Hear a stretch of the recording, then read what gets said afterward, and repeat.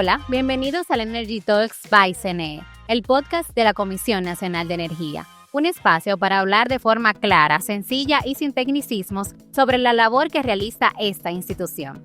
En este nuevo episodio tenemos el honor de conversar con el gerente eléctrico de la Comisión Nacional de Energía, Ricardo Guerrero, y el encargado del Mercado Eléctrico y Regulación, Vladimir Santos, quienes nos van a dar una idea de cómo funciona el sistema eléctrico, cuáles son esos retos, desafíos, cómo funciona también la planificación y qué hace esta gerencia eléctrica de la Comisión Nacional de Energía.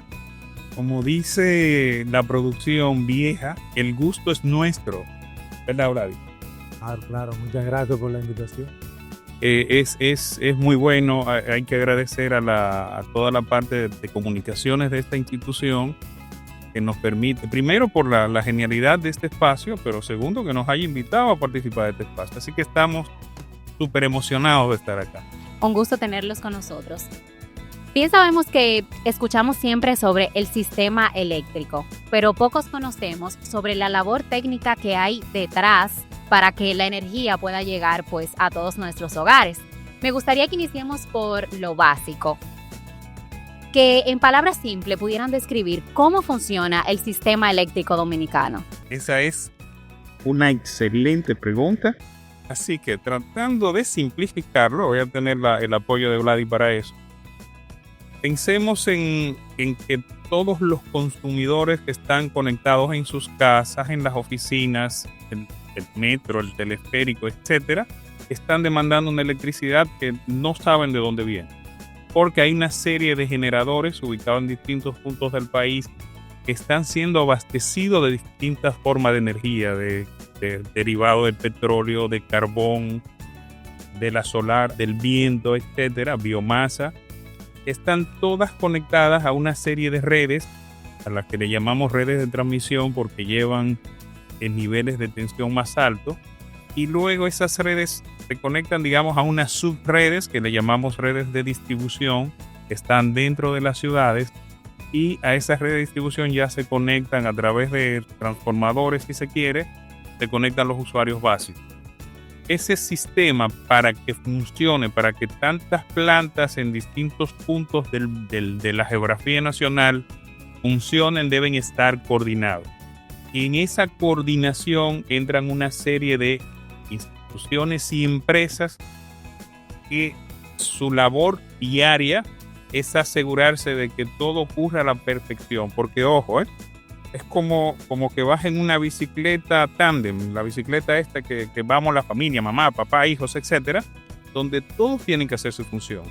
Si de repente uno no hace su función adecuada o uno se acelera más de la cuenta, pues la bicicleta pudiera perder el equilibrio. Asimismo, los sistemas eléctricos son un sistema en equilibrio que debe mantenerse y debe ser adecuadamente coordinado. ¿Qué lo coordina? Lo coordina la regulación, las leyes, las instituciones encargadas de que esa regulación se aplique, como en este caso tenemos a la Superintendencia de Electricidad, que es el ente regulador, un organismo que es el llamado a sí mismo organismo coordinador, le decimos OCE nosotros, es el responsable de planificar de un día para otro, tan rápido como de un día para otro y tan rápido luego como revisar esa planificación a un nivel como de horario para asegurarse que cualquier variación en lo planificado, esas plantas puedan mantenerse operando de manera adecuada y además calcula las transacciones económicas de qué debe cobrar cada uno, porque así como los usuarios pagan en sus casas, estos generadores tienen que cobrar y todo el que participe en el mercado, en ese negocio, pues también tiene que cobrar esa electricidad. Tenemos también la empresa de transmisión eléctrica dominicana, LETED, que es la responsable, digamos, de todo lo que es el sistema de transmisión, de todo lo que es la conexión de todos esos generadores, conectarlos ya con las ciudades. Pudiéramos agregar a las empresas distribuidoras, que son lo que ven al cliente finalmente. Pudiéramos seguir diciendo otras, pero me quedo con la Comisión Nacional de Energía, que tenemos múltiples roles. Uno de ellos es la planificación a largo plazo del subsector electricidad y en general del sector energía. No sé si quieres complementarlo un poco, Gladys. Bueno, básicamente, para complementar lo que tú has dicho, tenemos una matriz energética de generación bien diversa en el país. Tenemos aproximadamente un 30% de generación a base de carbón, gas natural aproximadamente un 35 a 40%, hidroeléctrica proporcionan un 6%, y de las renovables ya estamos alcanzando el 25% el suministro eléctrico nacional. Este es un punto a destacar, ¿eh?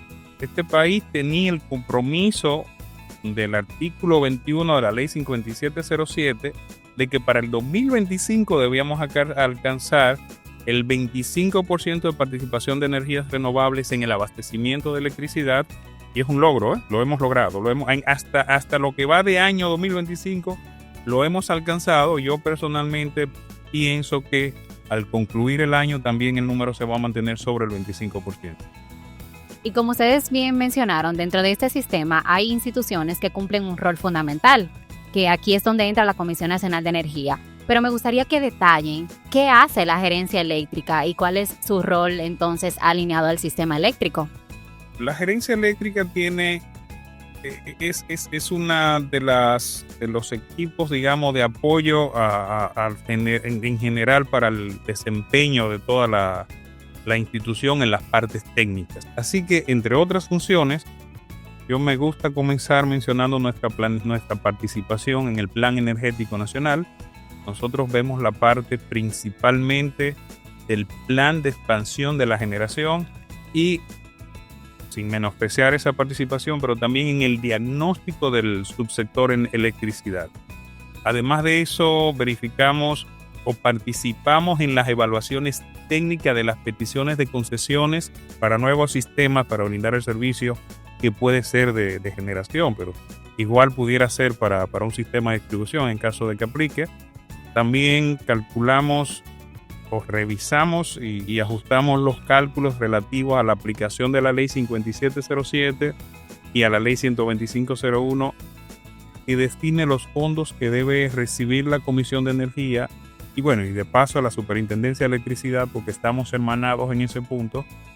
Y eso lo hacemos inclusive, Vlad, de cierta manera viéndonos directamente con los técnicos de la superintendencia para asegurarnos que los números den similar. Participamos, tenemos interacción directa con la gente de hidroeléctricas, entre otros, porque es un cálculo basado en todas las transacciones. Adicional a eso, damos respuestas a consultas regulatorias, llevamos el programa de medición neta, que bien es lo que hacemos nosotros como la Comisión de Energía, es aportar la certificación de que los equipos que los usuarios quieren poner en sus techos, como paneles solares, pudiera ser tejas solares, pudiera ser aerogeneradores pequeñitos, damos la certificación de que esos equipos cumplen con unos requisitos mínimos de ley y que son aptos para conectarse al sistema sin generarle estrés inadecuados al sistema. Entre otros, apoyo a la dirección ejecutiva y, por supuesto, apoyar a las otras áreas. Bueno, me imagino que dentro de este trabajo técnico, pensando un poquito sobre todo eso que ya nos acaba de mencionar, hay una relación directa con quizás los desafíos que pudiera enfrentar el sistema eléctrico. Me gustaría que ustedes pudieran compartir sobre cuáles son esos grandes retos que se pudieran enfrentar en el sistema, de acuerdo a las actividades que ustedes realizan diariamente. Maravillosa pregunta también. Comencemos con que este sistema nuestro es un sistema que ha venido evolucionando con hitos muy particulares, desde que era todo público, comenzó siendo privado, se estatizó todo, luego se volvió a semi-privatizar y luego finalmente tenemos un mercado de competencia en la generación, etcétera, etcétera. Y en ese trayecto hemos ido haciendo un proceso de maduración y de adaptación a los nuevos tiempos. Cuando la tecnología hizo posible que se agregaran energías renovables, se agregó un elemento disruptivo a sistemas pequeños y aislados como el nuestro. A ver, podemos decir que República Dominicana no es un sistema, que el sistema dominicano no es un sistema pequeño, es relativo. Si piensas, por ejemplo, en Sudamérica, muchos de esos países están interconectados. Si te vas a Europa, además de que son países muy grandes, muchos de ellos están interconectados, lo que le permite una flexibilidad a la hora de que a alguno le falte un poquitito, el otro se lo puede brindar. Cuando se agregan las renovables, que son una bendición en prácticamente todos los puntos de vista, tienen algunas, digamos que puntos críticos, y uno de ellos es que el recurso viento, por ejemplo, el recurso sol, no son constantes. Pones un tanque de combustible al lado de una planta y va a tener electricidad mientras haya combustible, pero de repente una nube tapa los paneles solares y entonces baja esa producción, y esto le introduce un desafío importante al sistema. Cómo el sistema responde para mantener la operación adecuada de todo el sistema, mantener el servicio adecuado al sistema a pesar de esas variaciones que se presentan. Para mí, que es el desafío más importante que tenemos en este momento, Vlad, y no sé si estás de acuerdo o lo complementas esto. Bueno, complementando eso, uno de los desafíos que más tenemos que ver a nivel de la planificación es el crecimiento de la demanda nacional. Es un gran desafío porque anualmente hay que añadir generación para poder cubrir la demanda. ¿Cómo ha sido ese crecimiento de la demanda en los últimos años? En los últimos años hemos tenido crecimientos puntuales de un año hacia otro hasta de un 7%, pero en promedio es alrededor de un 5%.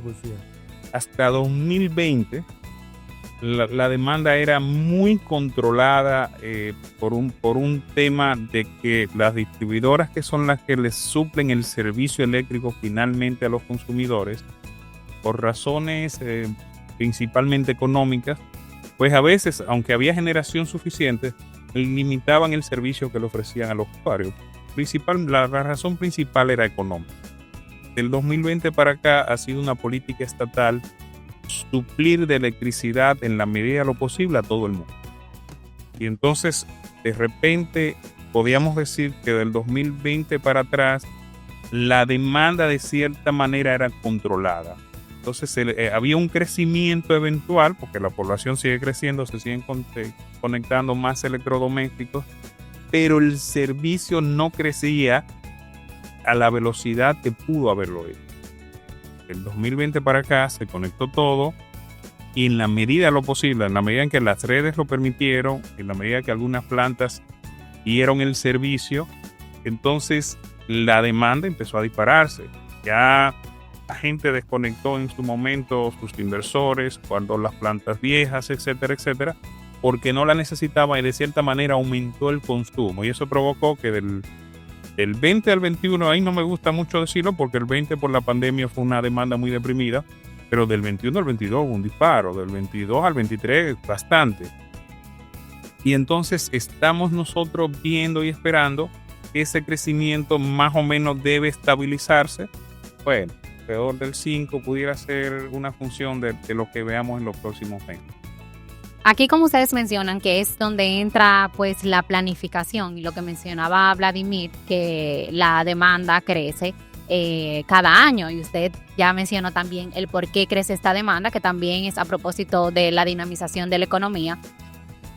Aquí entra entonces lo que es cuando el país comienza a apostar por la diversificación de la matriz energética. Pero, ¿cuál es el papel de la planificación en cuanto a la estabilidad del sistema? Bueno, en todo en la vida la planificación es. Ahora, en los sistemas eléctricos de potencia es todavía muchísimo más necesaria y fundamental, porque una planta eléctrica, el usuario ve cuando la conectaron ya o si recibe la electricidad adecuada.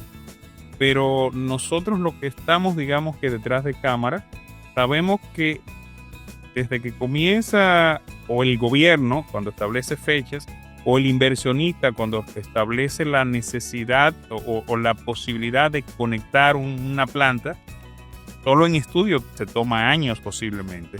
Luego de esos estudios, pudiera ser que vaya haciendo o paralelo al proceso de parte de los estudios, va haciendo la permisología en el Estado Dominicano, que le demos una concesión para esto. Pero luego la construcción, la planta térmica se puede tomar 36 meses, a veces hasta más, pudiera ser 24. Pero por más que querramos, estamos en septiembre del año 2025. O sea, no importa la cantidad de dinero que tengamos, una planta térmica no la podemos tener en enero del 26, posiblemente ni en septiembre del 26 por los procesos que conlleva. El esfuerzo técnico y el mismo esfuerzo económico. Un fabricante no tiene una planta ahí o las componentes de una planta en un almacén esperando que alguien vaya a comprársela. Tenemos que ponerla en turno. Entonces, para tener una planta en el 27, posiblemente tenemos que poner una orden ahora mismo. Pero esa orden de ahora mismo, para ponerla, debimos hacer una serie de estudios atrás que pudo llevarse un año o más. Una simple negociación entre un generador y los compradores, en este caso las distribuidoras de sur y de norte de este, por ejemplo, puede tardar hasta un año. El proceso de negociación para hacer que todo cuadre, pero ¿con qué combustible lo vamos a alimentar? La negociación entre esa generadora o potencial generadora y sus suplidores de gas toma años también. La logística, etcétera. Entonces, la planificación tiene que hacer dos cosas importantes. Número uno, proyectar la demanda, lo cual no es nada fácil. O sea, nosotros mirando el 2025, mirando hacia atrás todo lo que ha ocurrido y estimando el supuesto de crecimientos económicos, etcétera, tenemos que proyectar cómo se va a comportar la demanda. Y luego de eso, entonces, ¿cuántas plantas adicionales necesitamos? ¿En qué años debemos poner esas plantas adicionales para suplir esa demanda de la manera más económicamente posible? Porque pudiera ser muy fácil decir, bueno, pues pidamos 20 plantas y las tenemos ahí. Y el problema es cuánto cuestan esas plantas. Y ahí es donde explico que el rol de la planificación es fundamental.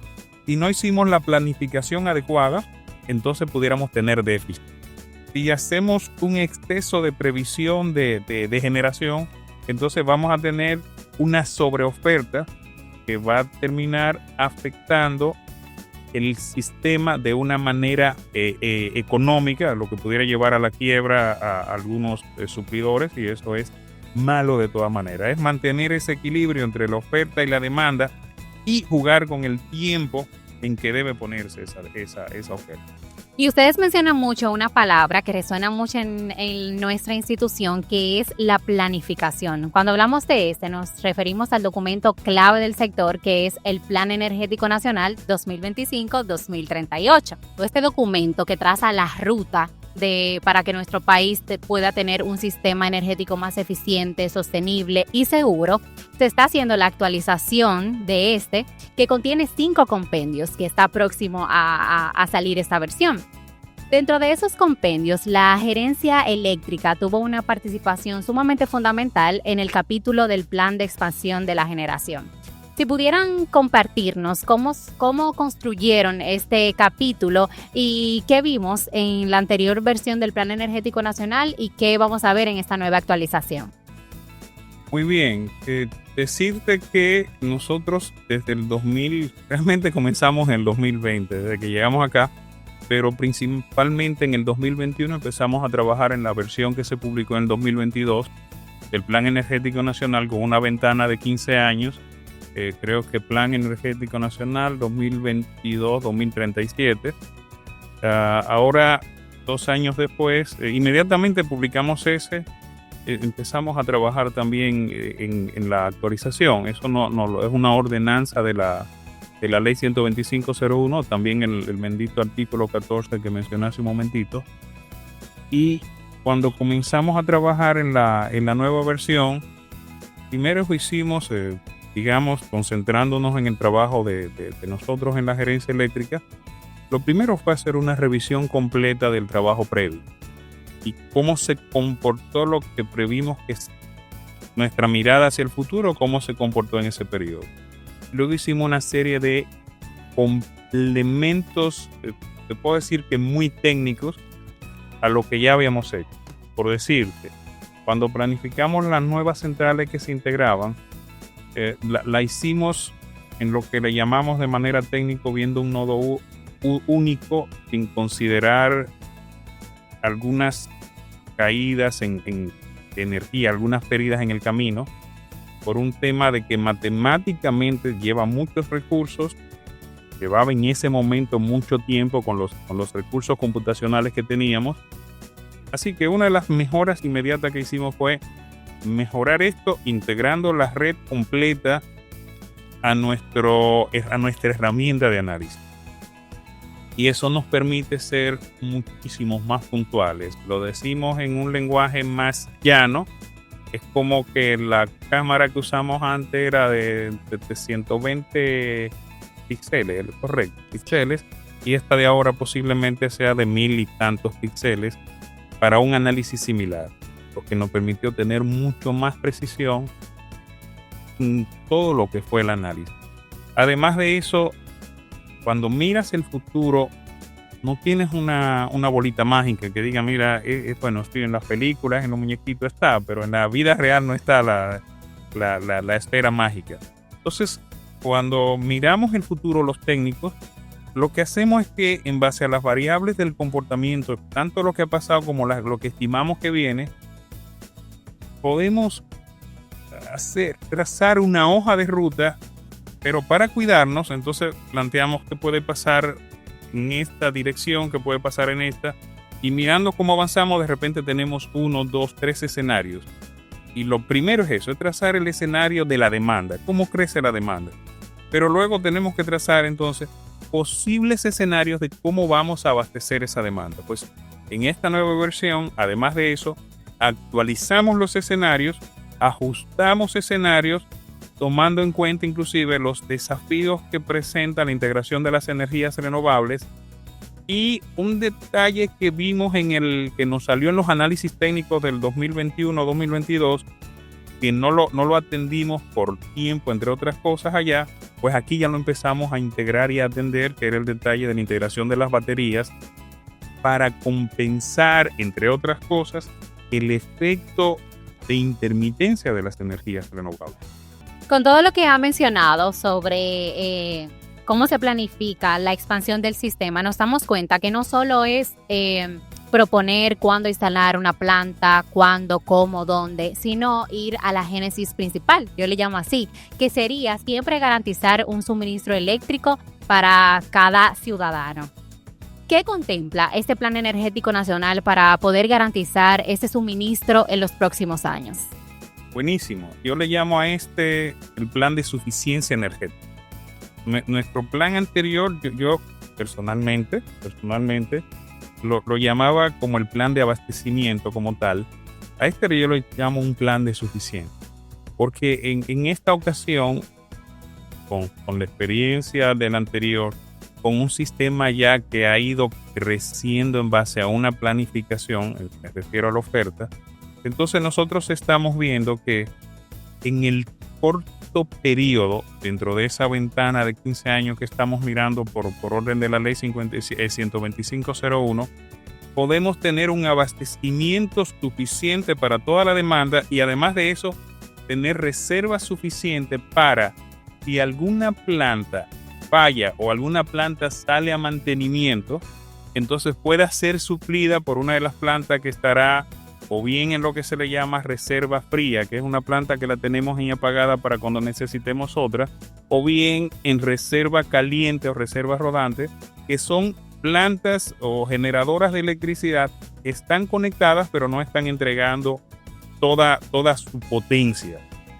Para que tengamos una idea, en este 2025 estamos operando muy a ras entre la demanda y la oferta. De manera tal que ante la falla de una Punta Catalina, como pasó en días pasados, pues de repente sí tenemos una debilidad en la generación y eso necesariamente se traduce en los molestos apagones que prácticamente lo habíamos reducido a su expresión más baja.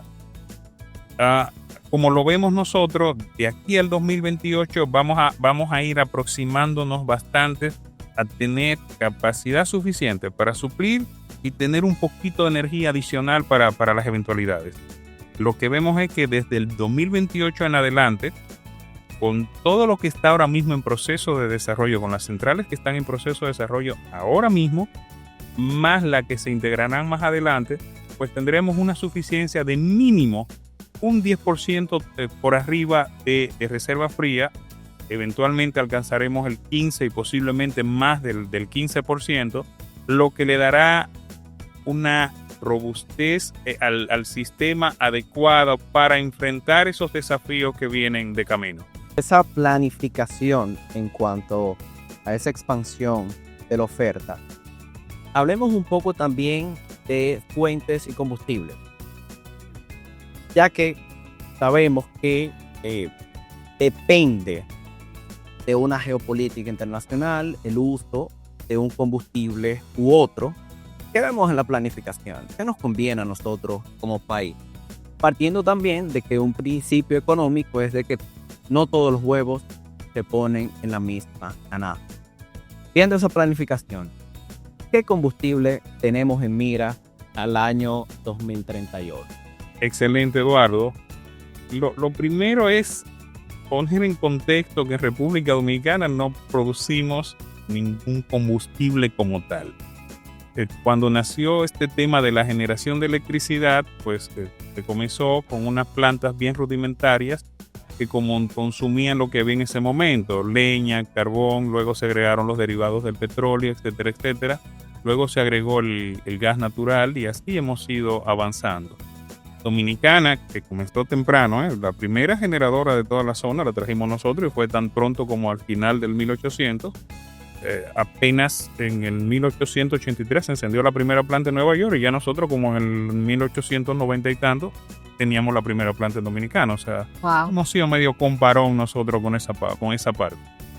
Sin embargo, a medida que fue avanzando la vida, que fueron avanzando los años, se fueron trayendo plantas con otros combustibles, etcétera, etcétera, teniendo esa limitación de que no producimos carbón, no producimos gas, no producimos petróleo, etcétera, etcétera.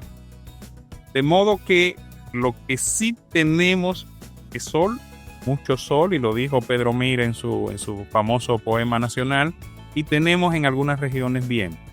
Entonces, ahora mismo tenemos una matriz diversificada, en diversas discusiones que hemos tenido, hemos hablado como hemos pasado, ya en el 2000 teníamos una matriz bien concentrada en los derivados del petróleo, llámese de fuel oil, llámese del gasol como tal exactamente, y teníamos un pequeño porcentaje de carbón y más o menos un 13% de hidroeléctrico. Ya al día de hoy, esa matriz ha cambiado totalmente. Para comenzar, los derivados del petróleo están por debajo de un 10% al día de hoy y van a seguir cayendo. El carbón anda por el 30%, el gas natural, que es nuestro combustible de transición, en este momento tenemos aproximadamente un 40%, y por supuesto, lo que nos falta lo hacen las renovables. Bien, estas renovables actualmente rondan el 25%, donde el mayor componente lo representan las solares, incluyendo dentro de las solares la generación distribuida. También está el componente del viento, las eólicas, y las hidroeléctricas alrededor de un 5%. También tenemos un componente de biomasa que es aproximadamente un 1%. 25% es un número importante. Y conociendo la intermitencia de los recursos renovables, ¿cómo afecta esto el dinamismo? Vaya, Eduardo, ¿tú estás seguro que tú eres abogado? Buenísima tu pregunta. Las plantas térmicas tienen la ventaja, ya lo dije hace un ratito, de que mientras haya combustible estarán entregando electricidad. En cambio, las renovables, el viento no siempre sopla. Es más, a veces los molinos de viento, si el viento es muy fuerte, pues hay que pagarlo por seguridad. O sea, aunque tengamos cuando tenemos un exceso de viento, los molinos no producen nada de electricidad. Y eso, bueno, el caso de los paneles solares, nada más tenemos más o menos 6 horas de sol, de las que 4 son efectivas, 4 punto tantas son efectivas, y en esas horas efectivas de sol puede pasar una nube y posarse sobre el sol y y generarle un estrés al sistema, porque entiéndame que el equilibrio entre la electricidad que se produce y la electricidad que se consume debe mantenerse siempre. Entonces, si de repente unos paneles se apagan, si de repente unos molinos se agachan o se apagan, entonces se genera cierto desequilibrio que el sistema por sí mismo debe compensarlo. Recuerden que les hablaba hace un momentito de los países interconectados. Sí. Hay los sistemas grandes y con países interconectados, ahí son buenísimos porque cuando en uno varía, puede que el otro tenga exceso, cuando uno baja el otro puede tener exceso y ahí se complementa. Pero en un sistema como el nuestro, que no está conectado con ningún otro, variaciones importantes en los paneles solares, en los molinos eólicos, etcétera, compensar eso para este sistema y le cuesta mucho a lo que tengamos disponible en ese momento. Y sí es un desafío importante, que por eso que te digo, la pregunta es un poquito más allá que la que me hubiera hecho un abogado. Y considerando ese desafío insular que tenemos, que no tenemos ahora mismo la posibilidad de interconectarnos a otros sistemas, ¿qué solución hemos encontrado para ello? Excelente. ¿Cómo solucionamos esa intermitencia? ¿Cómo compensamos esa variación? En el mundo entero se habla del almacenamiento. El almacenamiento de energía en general. El concepto almacenamiento de energía en general, que una manera de almacenamiento de energía es el agua. Tienes una gran presa con un gran volumen de agua ahí. Tienes una hidroeléctrica que puede estar produciendo electricidad en el momento que te fallan otras, que esta puede aumentar su capacidad. Eso por un lado, pero y la otra parte es el almacenamiento en base a baterías. Una batería, todos en este país conocemos la batería del carro, la batería de los controles, etcétera, etcétera, que es un almacenamiento químico de energía que la electricidad la tenemos disponible inmediatamente. O sea, la batería consume electricidad y va almacenándola en forma química, pero inmediatamente la demanda te entrega electricidad. Entonces, prácticamente como que tenemos electricidad almacenada en las baterías.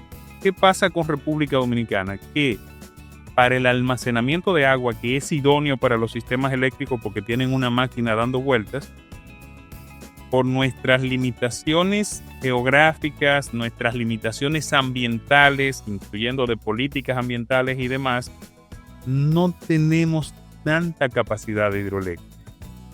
Entonces, la compensación que vemos más cercana, más factible y más adecuada para el sistema eléctrico dominicano es agregar almacenamiento por batería, de modo tal que podamos esas variaciones del recurso renovable eventualmente puedan ser suplidas por el almacenamiento de baterías.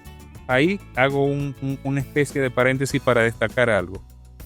En los últimos tiempos, en meses o años recientes, la empresa generadora hidroeléctrica dominicana ha estado haciendo los estudios necesarios para aumentar la capacidad de almacenamiento de agua en el país.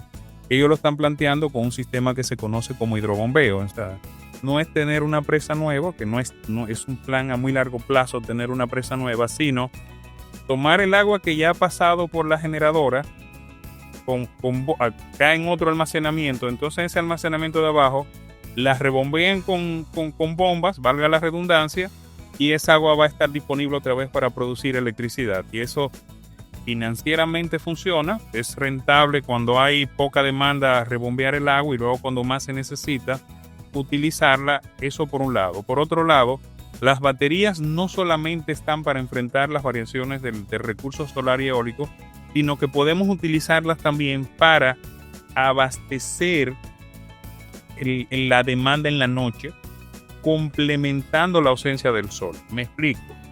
En la hora en el periodo entre las 9 y las 4, cuando tenemos mayor sol, se produce mucha generación solar y por ende los precios, porque la energía solar es barata, los precios en el mercado son más bajos. Pero en la noche, cuando ya no tenemos el sol, cuando tenemos limitaciones con el viento, pero la demanda es máxima, entonces ahí necesitamos unos generadores que normalmente son mucho más costosos. Si logramos almacenar en el momento que es barato, que es cuando más sol tenemos, entonces esa energía podemos guardarla y ponerla en horas de la noche, que es cuando más se necesita, y con ello vamos a ganar varias cosas. Por un lado, estabilidad, pero por otro lado vamos a desplazar centrales caras y vamos a desplazar centrales que son abastecidas por derivados del petróleo. Ustedes dirán que yo menciono mucho los derivados del petróleo, que es el combustible, por un lado, que suele ser altamente contaminante, y por otro lado también de altos costos. Así que esos beneficios adicionales nos trae el almacenamiento de energía para el sector eléctrico. Yo noté algo por aquí que me llamó mucho la atención, que ustedes mencionaban sobre la generación distribuida. Cuéntenos un poco más sobre eso. Magnífico. He hablado de la historia, y en la historia teníamos unas plantas gigantes que todavía tenemos hoy. Por decir, Punta Catalina, que es una planta gigante. Esas son plantas o generación a gran escala. Entonces, con el avance tecnológico fue posible que los que antes eran puros consumidores puedan también producir electricidad. Y eso se logró debido a que tenemos mejoría en la tecnología solar, mejoría en la tecnología eólica, etcétera, etcétera. Y la generación distribuida significa que desde el consumidor original ahora pueden producir electricidad e inclusive inyectarlo a las redes. Cabe mencionar que este sistema de generación distribuida está normado por unos reglamentos que le indican a los que quieran hacer este tipo de instalación todas las reglas que deben cumplir.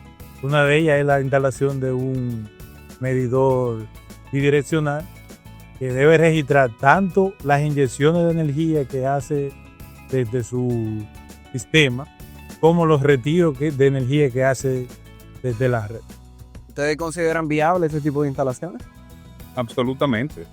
Vladi es un experto en el tema de distribución, por ejemplo, y tiene ahí en su computador una serie de cálculos que te dicen desde a partir de cuánto consumo tenga un hogar o tenga una industria, si es viable o no la instalación de paneles solares, que es lo que más ponemos en el país, para que sea económicamente factible. La normativa contempla una serie de incentivos, tanto fiscales como en la medición y en la facturación, que hace que los proyectos, dependiendo de tu consumo y en el momento que tú utilizas la energía, sea rentable o no.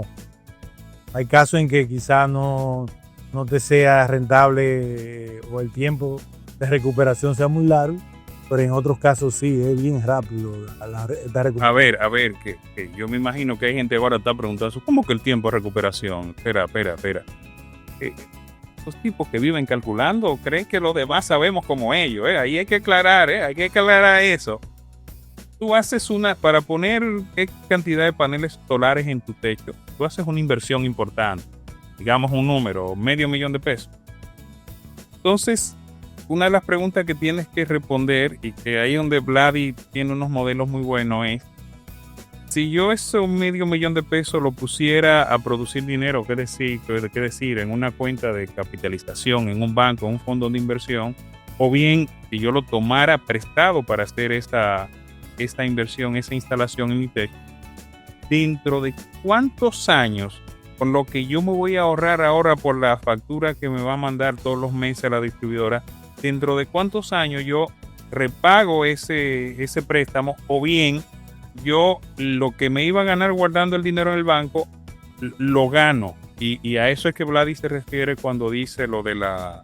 ¿Cómo fue el término que utilizaste? Que es bien técnico. El tiempo de recuperación. El tiempo de recuperación. Entonces, así como cuando compramos un carro que tomamos un dinero prestado, sabemos que tenemos que pagarlo, creo que en 5 años normalmente, quisiéramos que el tiempo de recuperación esté o en 5 o por debajo. Si los análisis te dan que tu tiempo de recuperación rondará por debajo de los 5 años, normalmente se considera que es factible, y por eso te decía que parte de los análisis que Vladi sabe, que hace, que que es experto en esta parte, precisamente está en decir, mira, déjame ver tu factura, por ejemplo, y viendo tu consumo mensual, pues se puede hacer una estimación rápido si para ti será económicamente factible o no. Ahora, para todo el mundo es beneficioso. Cada vatio, cada megavatio, cada kilovatio, por decirlo, de potencia que instalemos en generación de energía renovable, pues es una cantidad de potencia que cuando esté operando, pues no va a ser necesitada a partir de producción de combustibles fósiles, lo que aporta al medio ambiente. Pero bueno, vamos a estar claro que el promedio de la gente, su apuesta principal es la parte económica. Entonces, aunque, bueno, yo quiero aportarle al medio ambiente, pero no tengo el dinero para hacer la inversión, entonces de repente esa parte es la que responde los análisis financieros que Vladi hace en su haber continuo. Todo esto entra dentro del programa de medición neta. Exacto. ¿Pudieran indicarme cuántos usuarios pertenecen a este programa y cuánto aportan al sistema? ¿Cuántos megavatios? Sí, buenísimo, Arlette. Bueno, ahora mismo el programa de medición neta anda por cerca de los 20,000 usuarios, ¿verdad? Pasa de 20,000 usuarios. Estoy hablando de la estadística que tenemos compilada hasta julio de este año. Más de 20,000 clientes. Y en potencia instalada tenemos unos 470 megavatios ya dentro del programa. Para que tengan una idea, un parque solar típico en Dominicana anda entre 100 y 200, entre 50 y 100 megavatios. Y tenemos más pequeñitos también. De manera tal que decir que tenemos cerca de 500 megavatios en generación distribuida, es decir que tenemos más de 5 parques o lo equivalente a más de 5 parques. Y le digo más, esa generación distribuida ahora mismo aporta sobre el 3% de la demanda nacional. Por eso es que Vladi decía ahorita que el sol, la generación a partir del sol, tiene un aporte súper importante respaldado por la generación distribuida. Aprovechemos ahí para darle publicidad a la CNE. Dentro de nuestra plataforma, en la página, no, valga la redundancia, nuestra página, que pueden entrar por www.cne.gov.do.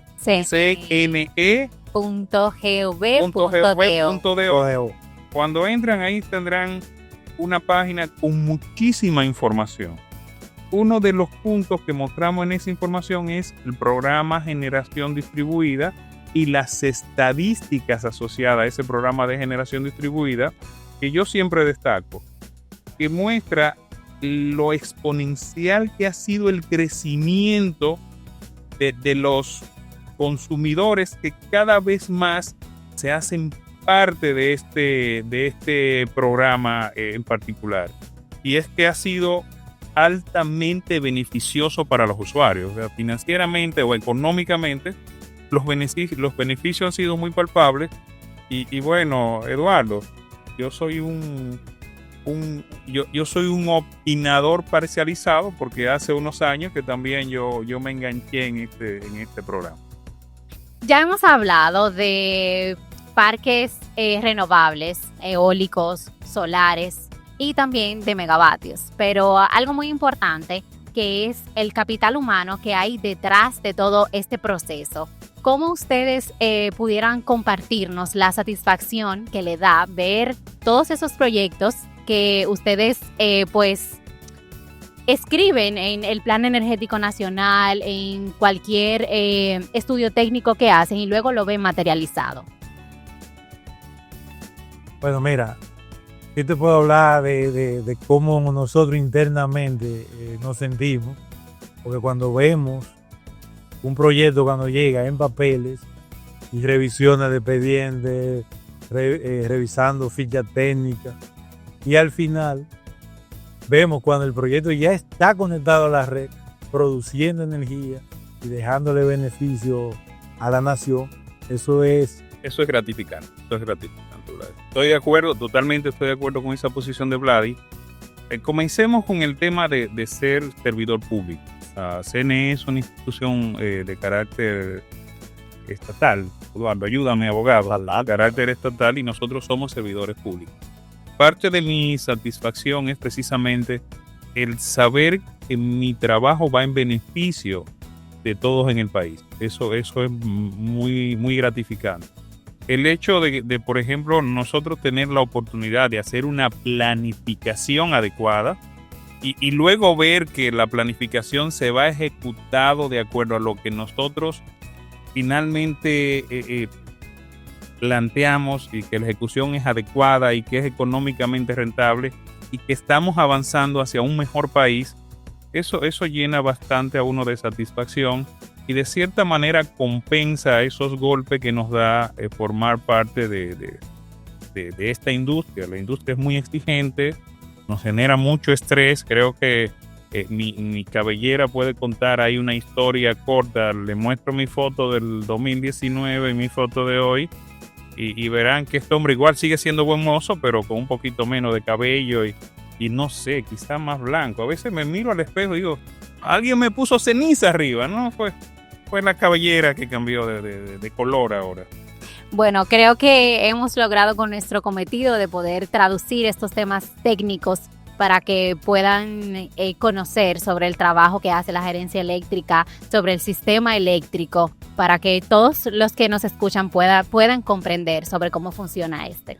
Agradecemos que contar con su presencia y pues nada. ¿Tú quieres agregar algo, Eduardo? No, agradecer, que ha sido gratificante tenerlos aquí. Hemos aprendido todo. Sí. Esperamos que cada persona que vea este episodio le haya sido de provecho. Valiosísima la información que nos compartieron. No, es un gusto estar ante estas cámaras, es un gusto estar con ustedes, Vladi, de repente con gente joven, ahí haciendo... bueno, yo no me siento tanto, pero haciendo unas preguntas tan específicas, tan bien logradas, tan ligeras a veces para que el público lo entienda. De verdad que ha sido un espacio que para mí también de mucho aprendizaje de cómo responder algunas cosas, de cómo decirlo para el público más común, porque a veces somos muy técnicos. Los técnicos tendemos a ser muy técnicos a veces. Yo venía nerviosa porque yo decía, oye, Ricardo, con esos temas técnicos, yo voy a ver cómo que yo voy a formular esta pregunta. Esa guía tuya, Arlette, con esas preguntas puntuales de Eduardo, hace que de repente nosotros aterricemos un poquito más algunos conceptos.